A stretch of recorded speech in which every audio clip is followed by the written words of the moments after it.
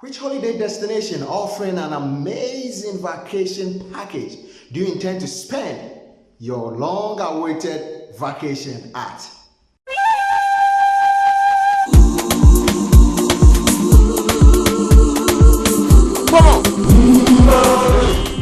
Did you know scammers do create websites that offers an amazing vacation package as well? Join me on this episode as we learn how to identify fake websites.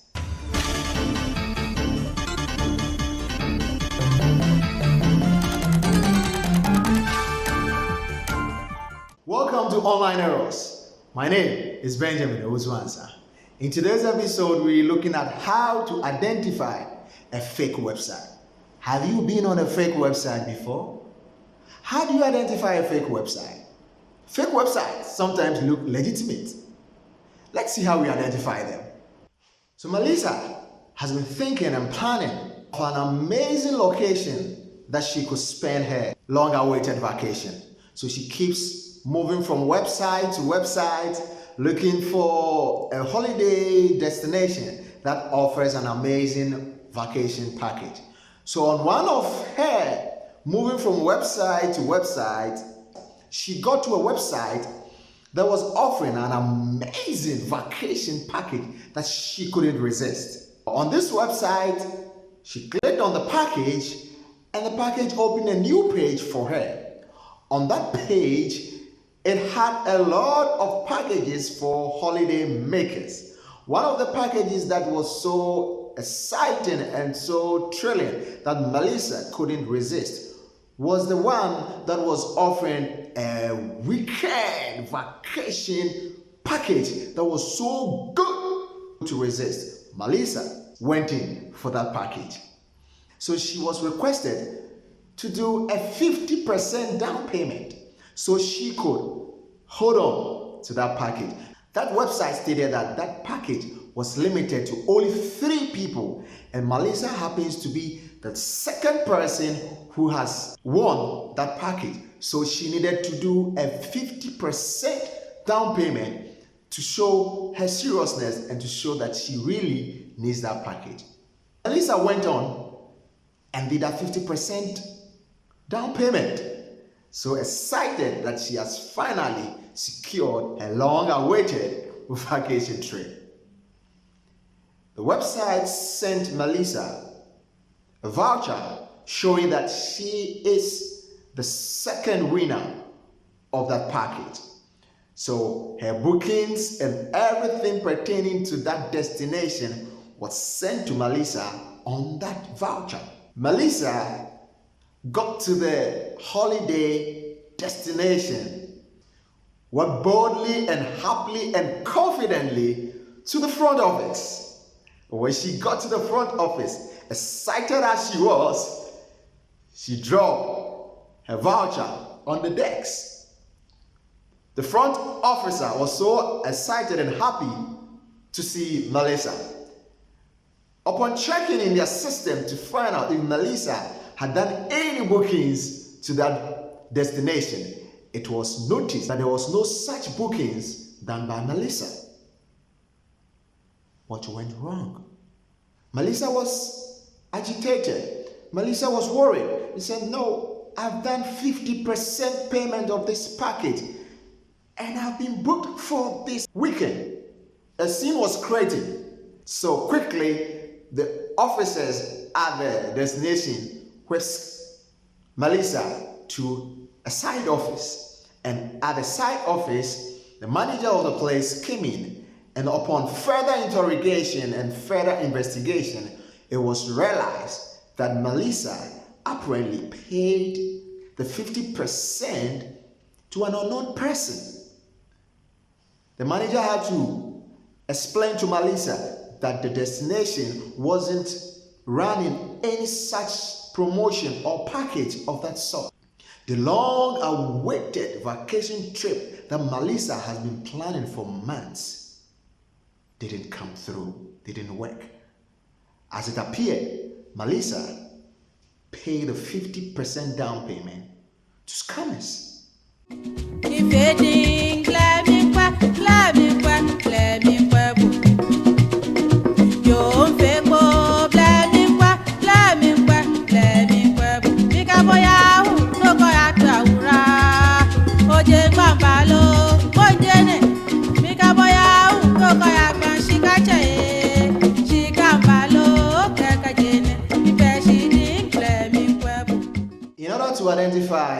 fake website, one, you need to pay close attention to the URL.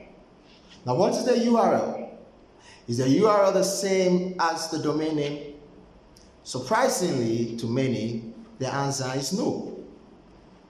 Most people confuse URL to domain name, and some too use the URL and domain name interchangeably. But that is understandable. It's understandable. But that isn't the same. The URL and the domain name aren't the same. There is a difference. What's the difference? The URL is the Uniform Resource Locator. In order for computer networks and servers to talk to one another, they rely on a computer language made up of numbers and letters. That is called the IP address. Now, every device that connects to the internet has a unique IP address. In order to navigate easily around the web, typing in a long IP address isn't ideal or realistic to an online user. This is the reason why domain names were created, to hide IP addresses with something more memorable. You could consider the domain name as a nickname to the IP address. A typical URL looks like this. It consists of the protocol, the subdomain, the domain name, and the top level domain, all together forming the resource name, then the file path. A typical web page looks exactly like this. Looking at this image, the number 1 part represents the fave icon. Now, the fave icon on every website is where the website can put whatever icon they want in the tab up there. Number 2 is a domain name. Now, this is the part of the URL, and it's trustworthy as long as you know what you are looking for. Number 3 is the file path or director. The number 4 portion of this picture shows the web content area. Now, this can be whatever an attacker wants it to be. In order to know what to look for when examining the URL, you need to know how a URL is constructed. The protocol. And the protocol normally is the HTTPS or HTTP. The HTTPS, that stands for Hypertext Transfer Protocol plus Secured Socket Layer. Then you go to the resource name. Now, the resource name is a combination of the subdomain. Now, the subdomain is the www, which is the World Wide Web. Then the domain name, Google, or any other domain name that you can think of. The third part of the resource name is a top level domain. That's the top level domain that makes up of the .com. We have the .net, we have the .org. They form the top level domain. And the third part of the URL is the file path. Now, this is name of the file and then where that file is saved on the web server. With this knowledge in mind, let's examine a web page and let's see how a typical fake website may look like. And let's see how we can identify all the names or all the sections or portions of the URL that we've just learned. This URL is designed to look like it's a paypal.com. But if you look closer, you will notice that those are subdomains. The name of the actual domain is confirmation-manager-security. Remember, the real domain name appears right before the top level domain. That is the .com, the .net, the .org, etc. This is not really PayPal. This is a phishing site. Notice how it is still displaying the little green padlock thanks to the use of an SSL certificate. And then the SSL stands for Secure Sockets Layer. That is why you always have to check the URL. Number 2 in identifying a fake website is to check connection security indicators. The HTTP. The internet was built on HTTP, or the Hypertext Transfer Protocol. When the HTTP was first defined, the internet was not used for commercial activity. In fact, commercial activity on the internet was actually illegal at the time. The internet was primarily supposed to be a platform for free exchange of information between academia and the government. Any communication done via HTTP is sent in plain text and can be intercepted, manipulated, stolen, and the rest. In order to remedy this, SSL, or Secure Sockets Layer, was developed. SSL was later succeeded by TLS, or Transport Layer Security. Today we refer to SLL and then TLS as SSL. So at any given time, HTTP plus TLS gives you HTTPS, which is a secure version of HTTP that prevents communication from being intercepted and read by anyone but you and the website. So, in all, if you are not really understanding the HTTP and HTTPS, just have this at the back of your mind, that HTTP is bad, but HTTPS is good. Simple. So, never trust a website with an HTTP with your personal information. But with that said, that doesn't mean all HTTP websites are bad. There are some bad HTTPS websites as well. Now let's get to the connection security indicators. The padlock icon. In most web browsers, you're going to see the padlock icon showing there. Some browsers show a green padlock, others show a black padlock. Now this padlock shows you how secure the website you are browsing on is. Now these are examples of browsers that shows a secured website that a user is visiting. When a website you are visiting is not secured, your browser will alert you by showing this to you. The third thing you look out for when identifying a fake website is to view the certificate details of the website. Most browsers allow you to view the certificate by clicking the padlock icon in the address bar. Now, these are the steps you can use to check the certificate details of a website. For Firefox, click on the padlock icon. Click More Information. Click View Certificate. Now for Chrome browser, click directly on the padlock icon. Click View Certificate.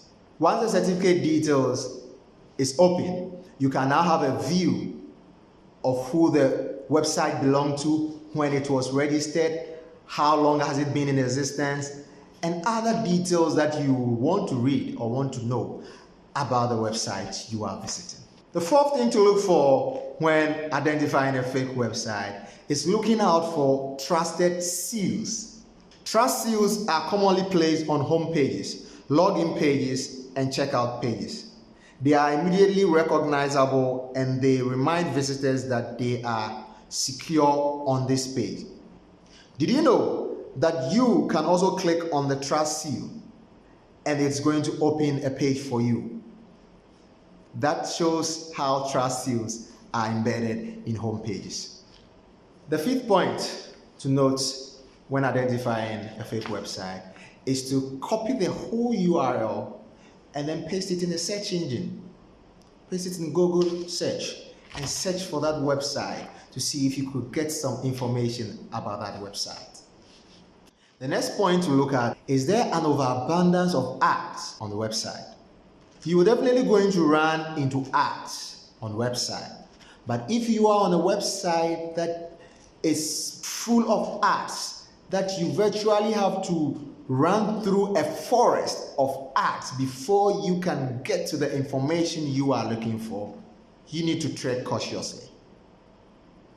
Or if you are on a website that you need to click on every pop-up before you can get to the information you want, you need to tread carefully. You might be on a fake website. The 6th point is trust your browser. The browsers are our portal to the internet. We can only go where they take us, and sometimes they don't want to take us to certain places. But you know what? Do yourself a favor, and when they are not taking you to the places you want to go to, just accept it, because they don't want you to go to an unsecured website. And most of these browsers have a lot of updates being done on them by their application builders. So they get in reports of such fake websites every time. So they are able to update their browsers so that their browsers are able to alert you when you are swaying into some of these fake websites. So always trust your browser. The next point is to look at the contact us section of the website. How much information is there? Is an address supplied? What about a phone number? Does that line actually connect to the company? The more information that is supplied, the more confident you will feel. If all you are getting from the contact us section is an email address, or better still, there is no information given about the website, do you know what to do? You better run. Another thing to do to be able to identify a fake website is to check for digital footprints. The beautiful thing about internet is that there's nothing in a vacuum, and chances are that people might have had some kind of interaction or relationship with this website before, whether good or bad. And these people might have shared their experience somewhere on the internet. So you can search for them and review it and see whether this website is a legitimate website or is a fake website. So with just a little digging of information, you can end up finding out if this website is legitimate or fake. And what you can do is just copy the name of that website and place it in a Google search, and then you add the plus sign, and then you put the review, and then you search for it. You're going to get a lot of reviews about the website. Good, bad, fake, legitimate, correct, wrong, what? You're going to get all those information about that website. That is going to make you confident in dealing with the website or proceeding to fish out for any information or give any information about yourself to that website. Another way to identify a fake website is to check for it at WhoIs. Now, WhoIs is a database which is able to give you details about a website. So all you need to do is copy the website address and place it in the WhoIs search engine, and it's going to give you the IP address of the website, who that website is registered to, where it was registered, where it is operating from, and a whole lot of information about that website. That is going to give you some assurance to know if that website is a fake website or it is a legitimate website. Now, this part is mostly for advanced users, but you are an advanced user. You can also use that to check for the legitimacy of a website you might want to visit. Where to report fake or fraudulent websites. We encourage that you report fake website because it is good for the internet. Now here is where to report malicious websites. This report can be done at either Google, which gives you the Google Safe Browsing, Mozilla Protect the Fox. These are the places you can report malicious websites. Microsoft gives its users an opportunity to report malicious sites within its browser. The internet is an amazing place, and you can use it for countless worthwhile activities. But much like any other thing in life, there are some dangers. Don't let that dissuade you. As long as you stay vigilant, you are not likely to run into any problems. Just stay on the unbeaten side. Trust websites that have made an investment in authentication. And be careful if you get the sense that something might be wrong. If you've not yet subscribed to this channel, please subscribe to this channel and hit on the notification so that you can receive videos we upload anytime. Thank you so much for watching this episode. My name is Benjamin Owusu Ansah.